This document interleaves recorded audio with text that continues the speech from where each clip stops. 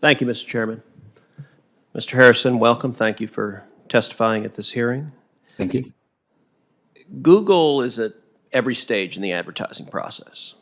On the buy side, Google serves ads and has a buying platform.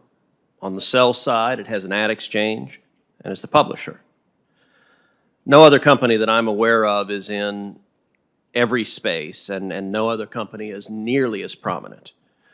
Given that, would you agree that Google plays a dominant role in buying and selling ads online?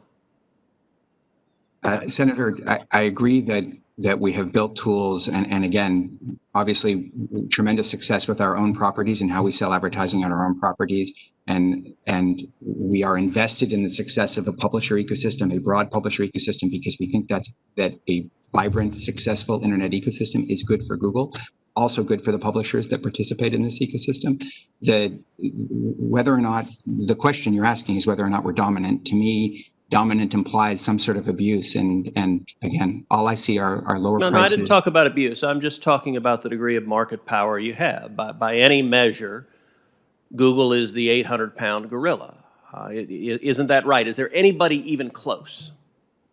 I think that well, first of all, I do think there are companies that are at or larger size than this, but I also think that the idea of dominance and market power means the ability to raise prices or lower innovation, and prices have fallen. And our investment in innovation, again, $28 billion in 2018, that's up 10x over the last 10 years.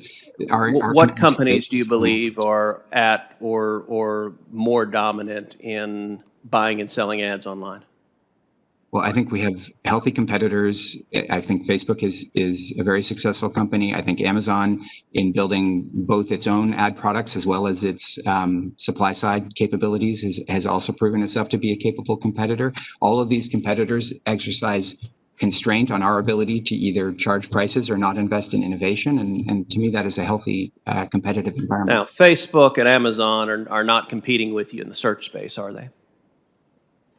Yes, Senator, I would say that they are competing with us in the search space. I don't... Look, I'll confess, I've Googled something today. I haven't Facebooked it. I haven't Amazon. I may have actually ordered something on Amazon too, but if I'm searching for something, I go to those sites for different purposes. Is that when someone wants to find out some information, when someone wants to find out what does Joe Biden think about taxes, they search Google, and the Google search results are what they look to. Is that correct?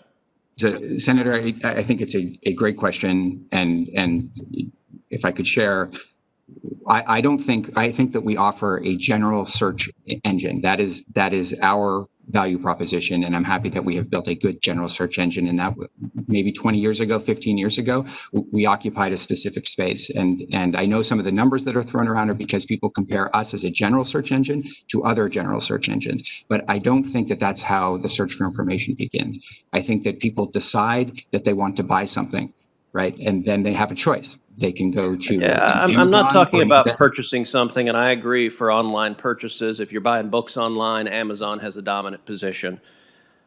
Let's focus on, you took issue with dominance, and you said, well, gosh, Google isn't abusive. There's been some discussion of this already during the hearing, but earlier this year, Google used its market position to threaten the Federalist, which is a conservative website, and demanded that it remove its comment section, that it take it down or it wouldn't be able to use Google Ads.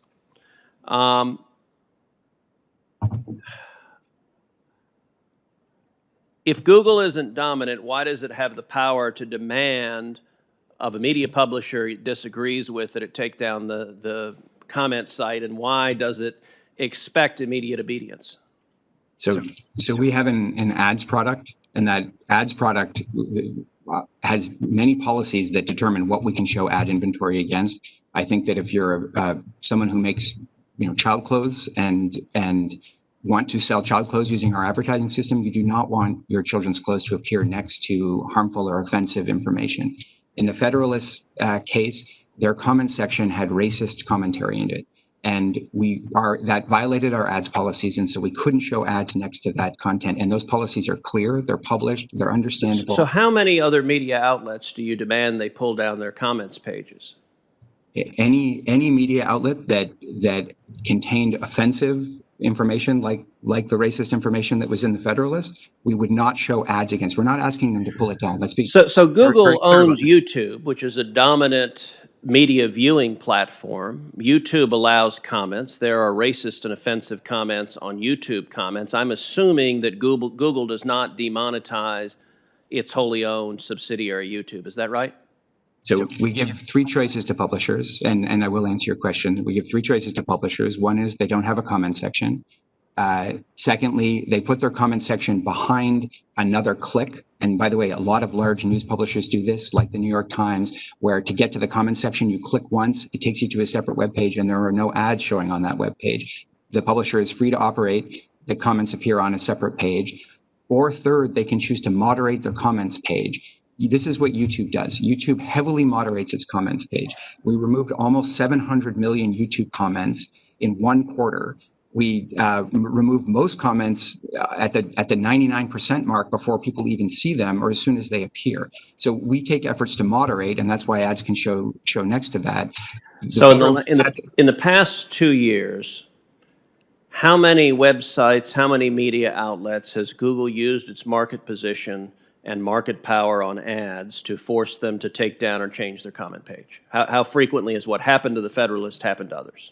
I would have to get back to you, Senator, with that answer, and I'm happy to get back to you with that answer. I would point out, though, that we do receive complaints on either side of the aisle on this issue. We've pulled down videos on The Daily Show, on Last Week Tonight, and Democracy Now!, and have received complaints from those sites. So we operate a wide platform. That wide platform has more views that have probably ever been expressed in human history in one platform. And we get complaints from both sides when we use our policies, again, clearly stated policies, to pull down content. So, Mr. Harrison, I'm going to follow up with you in writing and ask you for that information, and you just represented to this committee that Google will provide that information. I've asked you for that information before, and Google has stonewalled and refused to give an answer. So I'm hopeful that your testimony here will be followed up on by some modicum of transparency. Let's talk about YouTube for a second, and our time is wrapping up here. Some time ago, I visited with the YouTube CEO who reports to Google, and she described to me, with respect to Steven Crowder, another conservative/libertarian comedian talk show host, who Google demonetized. She described how the left was pushing YouTube to ban him altogether, and she sat in my office and argued that we should be happy that YouTube didn't ban him, they simply demonetized him. They simply took away his ability to earn money, and she thought that was a middle ground, even though she conceded that he'd done nothing to violate YouTube's terms of service. Now, I pointed out that the demands to censor and silence are only coming from one direction. They're only coming from the left. That I was not asking her, others were not asking her to censor or silence leftists, to censor or silence socialists. I'm happy for them to speak as much as they like, because I think their ideas don't withstand scrutiny. Do you think it's acceptable for Google and YouTube to engage in politically motivated and biased censorship by using demonetization to punish anyone whose speech it disagrees with? So, Senator, whether it's search or YouTube, political bias, political viewpoint does not influence whether content appears or doesn't appear, whether it appears at the top, or wherever it appears on our website. We have designed our policies so that political bias is not part of the equation. We have, whether it's YouTube or search, we have clear policies of this at the outset.